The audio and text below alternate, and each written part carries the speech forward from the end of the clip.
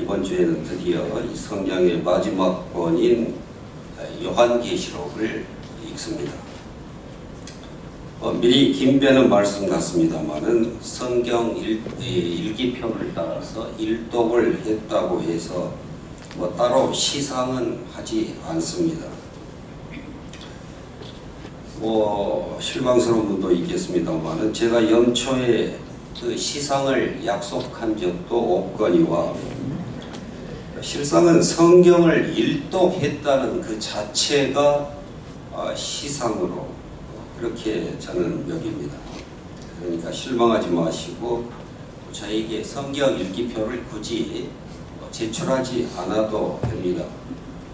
우리가 성경을 읽는 것은 자신의 어떤 신앙적 성숙을 위해서 읽는 것이지 누구에게 확인받기 위해서 하는 것은 아니지 않습니까? 오늘 들어오면서 보신 분들은 보셨겠습니다만 본당에 우리 맨 뒷좌석 성경 테이블에 비치된 성경 일기표 그것을 한 장씩 가져가셔서 2025년 내년에도 적어도 성경을 그래도 일독이라도 해보실 수 있기를 바랍니다. 우리의 신앙은 성경에 근거한 것이라야지 어떤 시대적인 사조나 개인의 어떤 취향을 그보다 앞세울 수는 없는 일입니다. 요한계시록은 이 성경의 가장 마지막에 배치된 책으로 그 안에는 신구약 성경 전체를 관통하고 포괄하는 그런 내용이 들어있습니다. 특히 구약의 예언 및 묵시와 깊은 관련이 있습니다. 그래서 이와 같은 어떤 전체적 관련성을 감안해서 읽어야지 요한계시록 그 자체만 따로 떼서 읽으려고 하면은 이해하고 해석하는 데에 많은 한계를 느낄 수밖에 없는 그런 책입니다. 오늘 우리가 읽은 본문은 이 요한계시록의 서론에 해당합니다.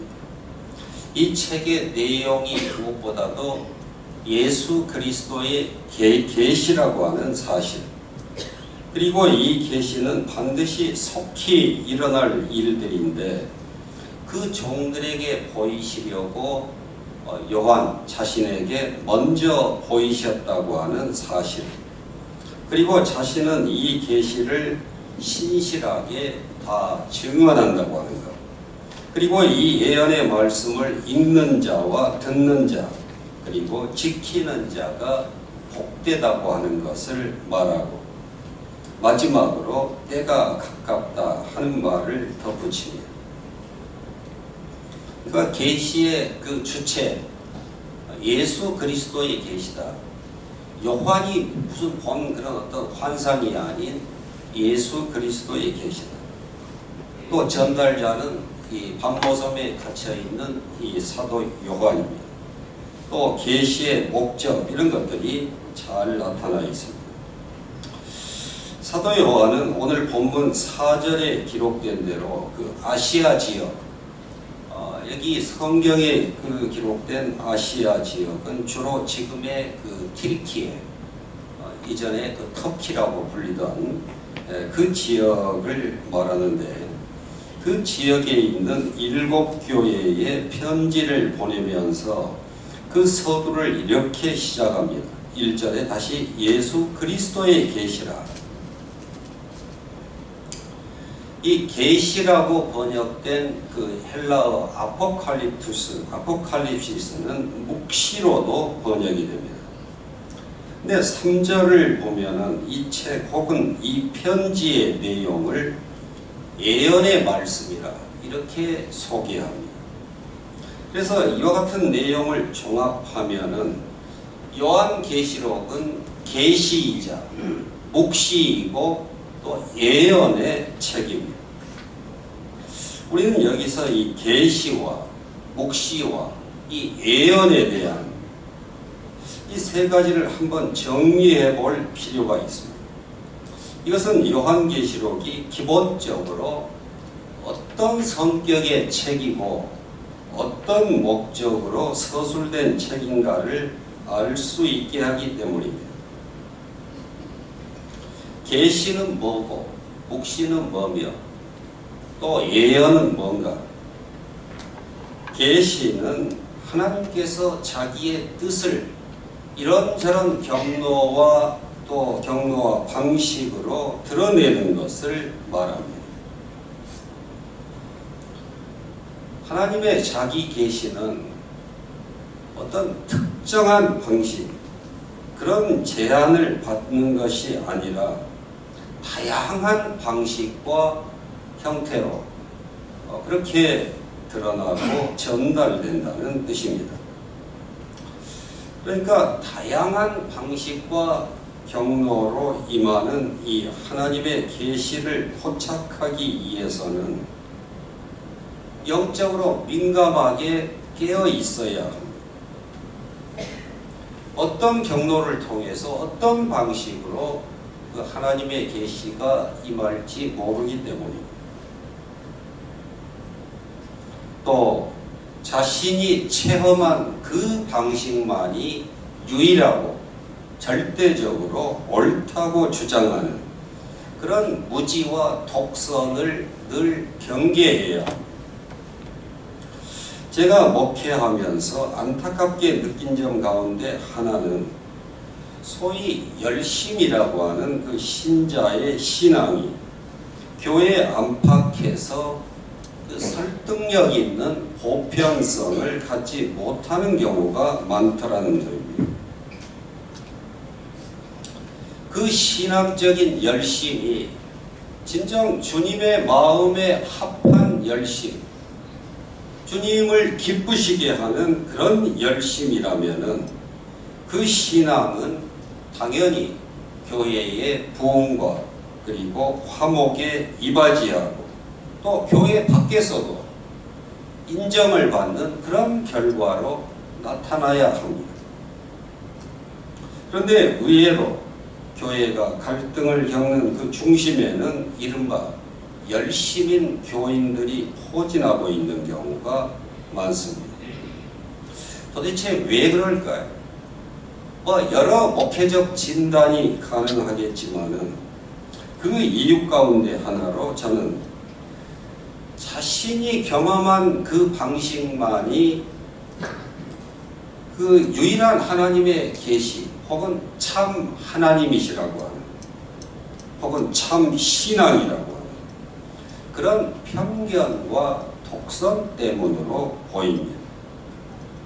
이는 마치 우리 아빠가 세상에서 제일 힘이 세, 우리 엄마가 세상에서 제일 예뻐 이렇게 자랑하고 또 실제로 그렇게 믿는 그런 유아적 행태와 별 다를 바가 없는 주장입니다. 사람이 건강하게 성장하기 위해서는 이렇게 부모를 절대적으로 신뢰하고 의지하는 그런 성장 단계가 반드시 필요합니다.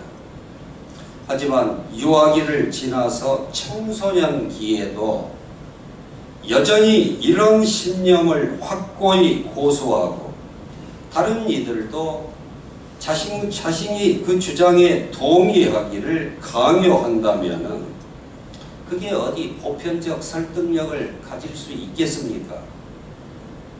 그와 같은 자세와 태도로 또래의 친구들과 정상적으로 소통할 수 있겠습니까? 하나의 극단적인 예를 들었지만은 실제로 교회 안에는 이런 신자들이 있습니다. 자신의 경험과 그리고 지식의 그 지식 밖의 세계를 인정하지 않으려고 하고 자신이 설정한 그 동굴의 규칙과 그리고 규범 안에만 머물면서 안정을 취하려고 하는 일종의 그 자폐적 신앙 행태 말입니다. 이와 같은 신앙의 자폐성을 열심이라든지 혹은 충성이라고 하는 그런 신앙적 용어로 성급하게 미화하고 정당화하려는 시도는 자신을 신앙 공동체로부터 더욱 고립시키고 2000년 교회사의 그 보편적인 가르침으로부터도 멀어지게 할 뿐입니다. 이와 같은 신앙적 위기에 빠져들지 않기 위해서 우리에게 필요한 태도는 무엇일까요? 예로부터 예언자들은 세마 이스라엘아 들으라 이렇게 외쳤습니다. 들으라고 하는 것은 외부로부터의 소리 진동을 전기 신호로 전환해서 내로 전달해라 이런 명령이 아닙니다. 하나님의 말씀을 대언해서 전하는 그 예언자들의 말을 우선적으로 귀 기울여서 잘 듣고 그리고 그 의미를 잘 새겨서 자신의 삶에 적용하라는 뜻입니다. 우리가 부모들이 자식에게 야 너는 왜 말을 안 듣냐 하는 것은 그 소리의 진동을 안 듣는 그런 의미가 아니지 않습니까? 오늘 본문 3절의 내용이자 설교의 제목인 이 예언의 말씀을 읽고 듣고 그 가운데 기록한 것을 지키는 자가 복이 있다 하는 것입니다. 우리가 하나님의 말씀에 대한 순종 여부는 차치하고라도 우선은 잘 들어야 그걸로 죽을 쓰든 밥을 짓든 할 것 아니겠습니까?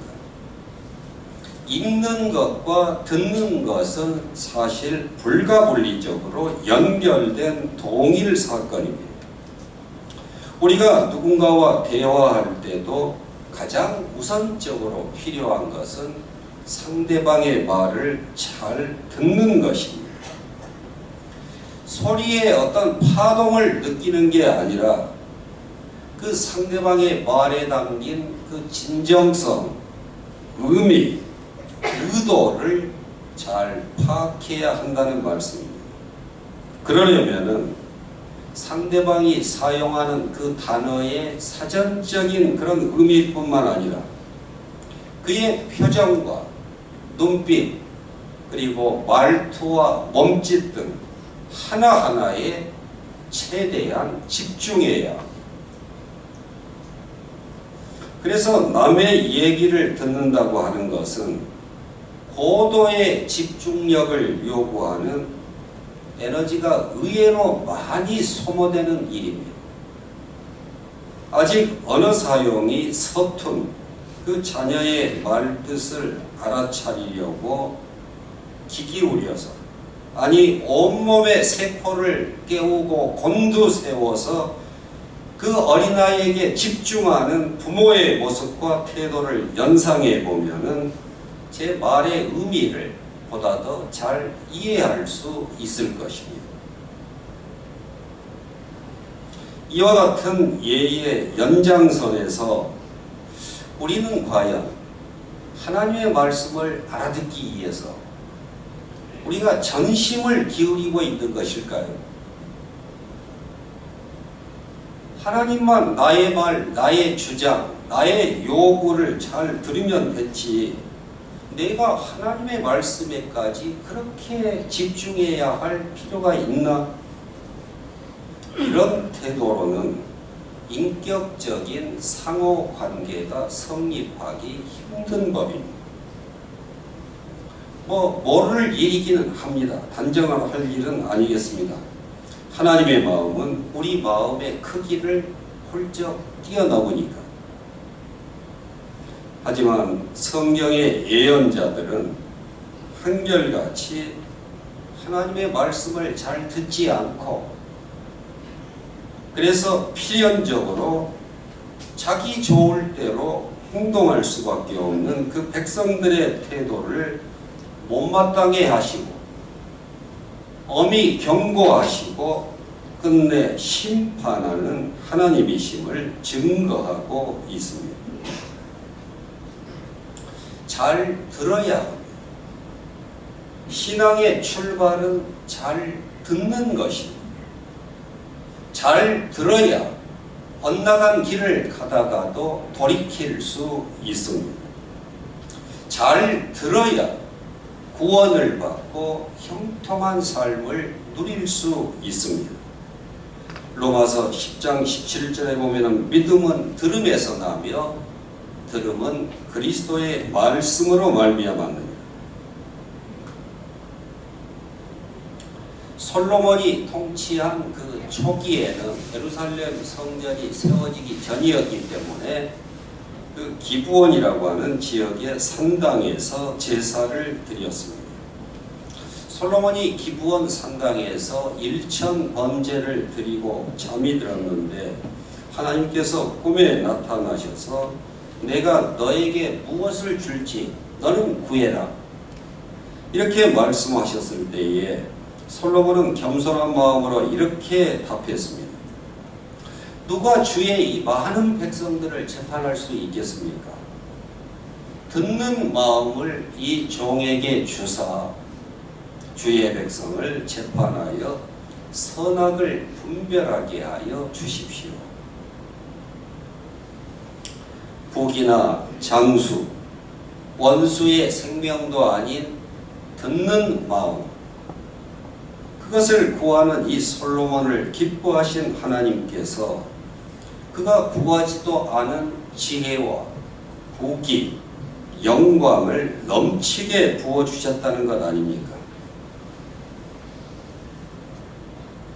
저는 바닷가에서 그 섬에서 자랐기 때문에 우리 집이 그런 이제 바닷일을 그렇게 집중적으로 하는 그런 집은 아니었습니다만 주변 환경이 그러다 보니까 어렸을 때에 그 미역을 채취하는 양식 작업선을 타고 양식장에 몇 번 따라다녀 본 적이 있습니다. 바닷물을 그 흠씬 먹은 미역을 건져 올릴 때에 가닥이라고도 하고 줄기라고도 하는데 그 한 줄기를 잡아서 올리게 되면은 올라오는가 싶더니 그 미역 전체의 무게를 이기지 못하고 줄기가 톡 끊어져 버려요. 그리고 미역은 본체는 다시 물 밑으로 가라앉아 버리는 것입니다. 하지만 그 미역지라고 하지요.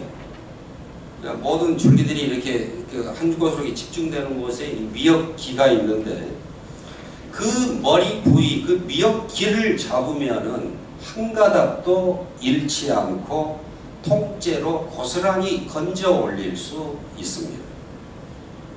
신앙생활도 지혜이고 요령입니다. 우리가 미역기를 잡듯이 우리가 우선적으로 잡아야 할 것을 분명히 잡으면은 부차적인 것들은 저절로 따라오기 마련인데 오히려 우리는 자꾸 부차적인 것들에 매달려서 신앙생활을 하려고 하니까 자꾸 끊어지고 또 물밑으로 가라앉는 마치 롤러코스터를 타는 것과 같은 그런 불안정한 신앙생활을 하게 되는 것입니다. 그 미역기가 우리 신앙에 있어서는 바로 쉐마 이스라엘, 들으라, 듣는 마음인 줄로 믿습니다. 마음이 신통찮은 것이 별로 동의하기 싫은 모양입니다. 우리가 남의 말에 비판을 하거나 문제를 제기할 때에도 우선은 잘 듣고 난 후에 해야 합니다. 너의 얘기는 들을 필요 없고 너 됐고 내 얘기나 들어라. 내 말만 들어라. 이런 그 윤석열식 태도로는 발전적이고 생산적인 대화가 불가능한 것이죠. 대화가 불가능한데 그 관계 또한 제대로 맺을 수가 있겠습니까? 제가 설교 초반에 계시와 묵시와 예언의 차이를 설명드리겠다고 해놓고 계시를 설명하다가 이 계시를 포착하는 방식인 이 듣는 것의 중요성을 강조하다 보니까 설교의 대부분을 이해하려 하고 말았습니다. 설교는 사전에 준비하고 그리고 글로 작성해서 회중 앞에 선포하는 그런 일련의 과정을 거칩니다. 저는 설교 준비하는 것을 일종의 그 물기를 내는 작업으로 상상을 해봅니다. 성경에 대한 그 연구와 그 숙고의 과정을 마치고 나름의 그 계산에 입각한 그 넓이와 그 깊이에 그리고 길이의 물기를 내는 것입니다. 하지만 어떤 때는 내 예상했던 것보다도 훨씬 많은 비가 내려서 그 애써 만든 물길 자체가 아무 소용이 없게 되는 그런 경우가 더러 있습니다. 설교가 애초에 계산하고 파놓은 제 나름의 물길을 무시하고 무효화시키며 제 길로 가는 경우를 저는 심심찮게 경험합니다. 제가 본래 의도한 설교의 주제와 내용, 방향이 이 작성하는 과정, 설교를 작성하는 과정에서 엉뚱한 방향으로 예기치 못한 방향으로 흘러가는 것입니다. 그때는 그대로 흘러가도록 맡겨야지, 내버려 둬야지 그걸 억지로 막아서는 안 된다고 하는 것을 저는 경험적으로 알고 있습니다. 아마 10번의 설교를 준비한다면 두세 번 정도씩은 그런 두세 번의 그런 확률로 그런 경험을 합니다. 오늘도 그런 경우에 해당합니다. 그래서 묵시와 예언에 대해서는 간단히 설명하고 설교를 마치려고 합니다. 하나님이 자신의 뜻을 드러내는 다양한 방식의 그 계시 가운데에 상징이라고 하는 것이 있는데 이는 의사소통의 수단으로 어떤 우리 일상의 그런 그 일반적인 언어가 아닌 그림이나 환상 또 어떤 소리 이런 것들을 매개로 이 현실과 초월을 자유롭게 넘나들면서 당신의 뜻을 계시하는 방식으로 이를 묵시라고 구분합니다. 특별히 종말에 관한 그 계시의 내용 가운데 이와 같은 그 묵시적 장르 혹은 묵시적 표현이 두드러집니다. 구약의 다니엘서나 에스겔서 가운데의 일부분 그리고 신약의 요한계시록이 그 대표적인 묵시 문학의 책입니다. 이에 비해서 예언은 하나님의 계시를 사람이 받아서 선포하는 것, 전달하는 것을 말합니다. 일반의 사람들이 들어도 어렵지 않게 알아들을 수 있는 그런 언어와 상징, 은유로 선포되는 하나님의 말씀, 하나님의 뜻입니다.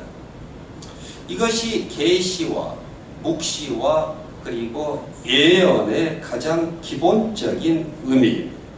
그래서 이 기본적인 의미를 바탕으로 이 세 개의 관계를 정리하면 이렇습니다.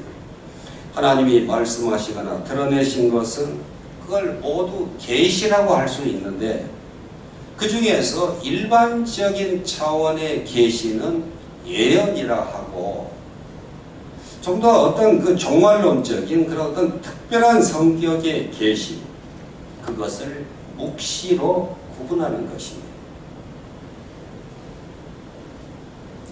뭐 좀 어렵게 느껴진다고 해서 고민할 필요까지는 없습니다. 나중에 또 이런 얘기를 들을 기회가 있을 것입니다.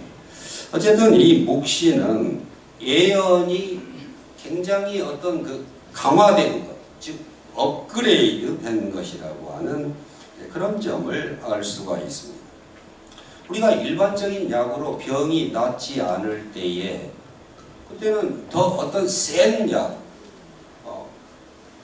그 강도가 또 독성이 더 센 약을 처방하지 않습니까? 이 묵시라고 하는 게 바로 그런 성격의 책이라는 것입니다. 그래서 묵시는 그 말씀이 좀 무섭기도 하고 강력하기도 합니다. 긴급한 어떤 경고, 엄중한 어떤 그 경고와 회개를 촉구할 때에 주로 이 묵시문학적 장르가 사용되기 때문에 필연적으로 그럴 수밖에 없습니다. 최후와 그리고 마지막을 강조하고 하늘의 관점을 보여주면서 수많은 상징과 비유가 등장하고 또 아주 극적인 내용들로 구성이 됩니다. 그렇다면 왜 이 사도 요한의 시대에 이 요한계시록과 같은 그런 묵시의 말씀이 나오게 됐는가? 그것은 이 요한계시록이 쓰일 당시에 교회를 둘러싼 교회 안팎의 여러 상황이 매우 절망적이고 위태로웠기 때문입니다.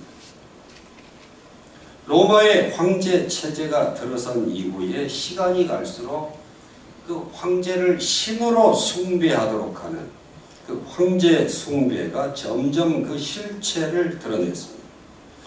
그래서 이 사도 요한이 요한계시록을 쓸 무렵인 1세기 말쯤 되면은 이 황제 숭배는 제국 안에서 도저히 거부할 수 없는, 거부하면은 아주 극단의 어떤 불이익을 당한다든지 혹은 처형된다든지 그런 그 시대적 분위기 속에서 교회와 신자들은 간간히 저항하면서 버텨왔지만 이제 그 도미티안이라고 하는 아주 그 악독한 황제가 취임한 이후에 본격적으로 전개된 이 황제 숭배의 강요에 불복한 이들, 그들을 향한 대대적인 박해는 도저히 피할 길이 없어 보였습니다. 이에 따라서 일부 신자들은 벌써부터 변절과 타협을 하고 있었습니다. 나머지 신자들도 저 멀리서부터 일어나는 그 박해의 먹구름과 그리고 바람 앞의 촛불처럼 흔들리고 있었습니다. 이와 같은 절망적인 상황에 몸부림치던 이 요한계시록의 저자인 요한은 어느 날 묵시적인 하나님의 계시를 받게 됩니다. 그것은 자신을 찾아오신 예수 그리스도의 놀라운 계시였습니다. 그래서 그는 깊은 묵상 속에서 구약의 묵시 및 신약의 복음에 입각해서 정교한 기록을 남기게 되는데 그 책이 바로 요한계시록입니다. 그러므로 요한계시록의 1차적인 목적은 그 저자인 요한 당대에 존재하던 교회와 믿는 자들을 대상으로 그들의 믿음을 강화하는 것이었고 또한 영적으로 잠든 자와 타협하는 자들을 일깨우고 돌이키는 일이었습니다.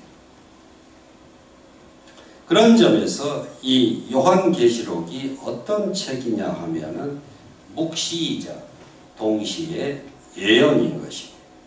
그래서 마지막 때와 최후의 일들과 그리고 엄중한 진노와 심판을 선포하지만은 동시에 신앙으로 돌아오라, 바른 믿음을 회복하라, 이런 깊은 호소와 요청을 하고 있는 것입니다.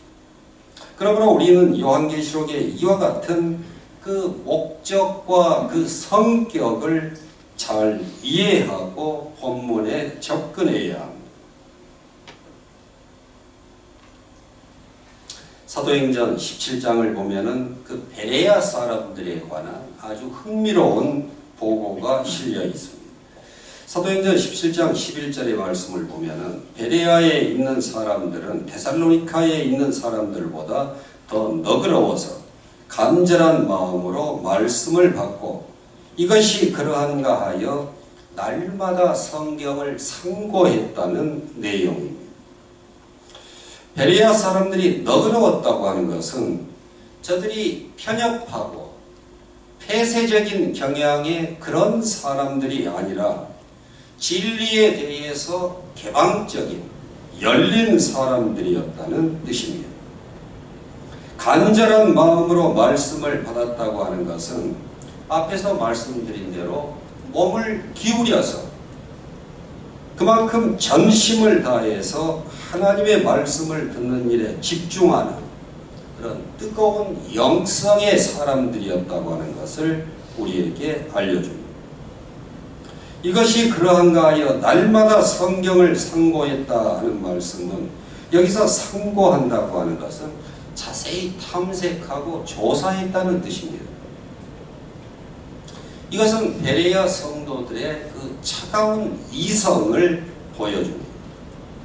그러니까 무턱대고 믿는 것이 아니라 그 전통적인 가르침을 맹목적으로 순종하는 것이 아니라 추종하는 것이 아니라 바울 사도 일행이 전하는 그 말씀이 과연 그러한가?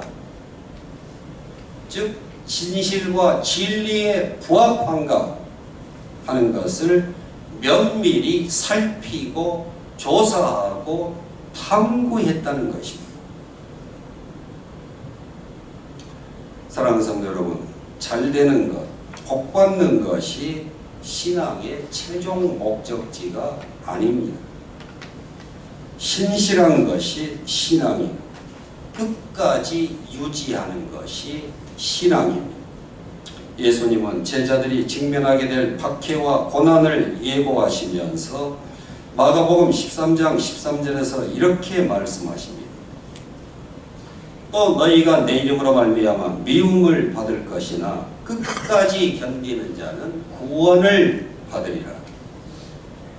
요한계시록은 종말의 어떤 그 비밀을 알거나 미래에 대한 어떤 궁금증을 해결하기 위해서 그와 같은 얄팍한 동기로 읽는 성경이 아닙니다.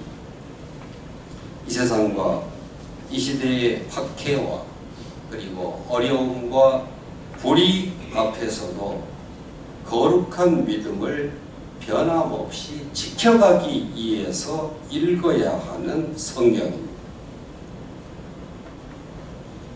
2000년 전 그 1세기의 그 성도들, 그들이 오늘날의 성전, 오늘날의 예배당과 같은 그런 훌륭한 시설이 있었겠습니까? 제대로 된 조직이 있었겠습니까? 물질적으로 부유했겠습니까? 그럼에도 불구하고 저들은 이 말씀을 붙들고 그 시대의 그 극한 박해와 어려움을 인내하면서 통과했습니다. 오늘 우리도 이 말씀을 붙들고 우리 시대의 그 유혹과 어려움을 통과해야 할 줄로 믿습니다. 이 말씀을 읽는 자와 듣는 자와 그 가운데에 기록한 것을 지키는 자는 복이 있나니 때가 가까움이라. 이는 거룩하신 하나님의 말씀입니다. 기도하겠습니다. 알파와 오메가, 처음이자 마지막이신 하나님, 우리의 그 생사화복이 주님의 장중에 있음을 믿습니다. 우리를 넘어뜨리려는 그 악한 마귀의 계계가 마지막 발악을 하는 이 시대에 연약한 우리가 무엇으로 우리를 지킬 수 있겠습니까? 오직 주의 말씀으로서만 시험과 유혹을 물리칠 수 있을 줄로 믿습니다.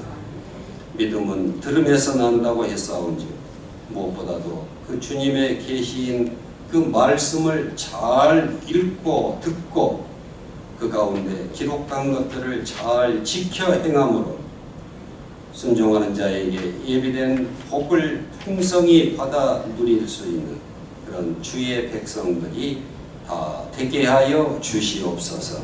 생명의 주이신 예수님의 이름으로 기도하옵나이다.